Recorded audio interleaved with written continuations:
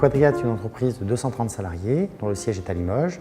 Elle est répartie sur 17 sites en France. Notre activité principale est d'être un intégrateur et un cloud service provider. Nous prenons en charge les systèmes d'information des clients de A à Z qui vont du poste de travail jusqu'à l'hébergement de leur infrastructure et à l'infogérance.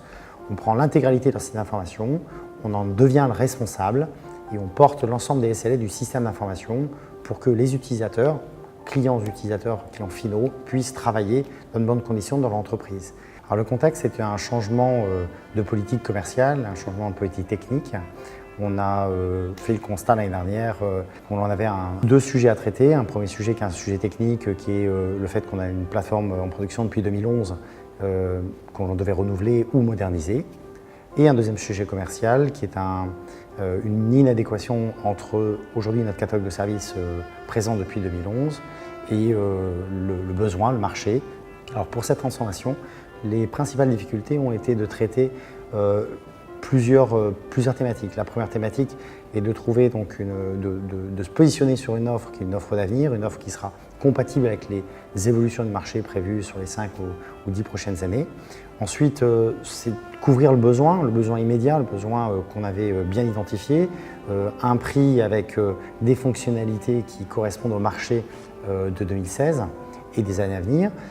Et puis on a des problématiques humaines, c'est-à-dire d'arriver à mobiliser nos collaborateurs sur un projet qui à la fois les intéresse, mais qui leur nécessite un gros investissement, une remise en cause de leurs propres compétences. Pour prendre sa décision, Quadria a choisi d'envoyer des collaborateurs au VMworld pour vérifier les hypothèses de travail et se confronter au marché, à l'écosystème.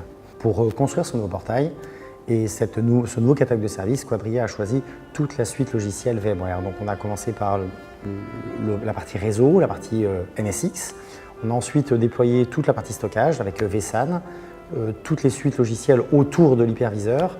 Donc vSphere 6 XX plus VROPS pour le monitoring, toute la suite Virlize dont la partie automatisation, orchestration et enfin dans la partie sécurité on va retrouver la gestion des logs avec Log Insight en particulier.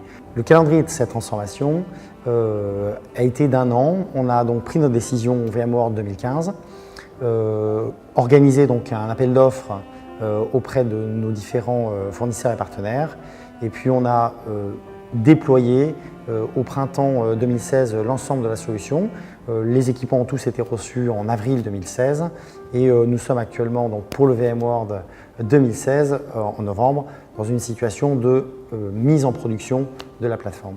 Aujourd'hui, au VMworld 2016, on a donc pu observer la stratégie, l'évolution de cette stratégie de VMware qui va vers le cross-cloud.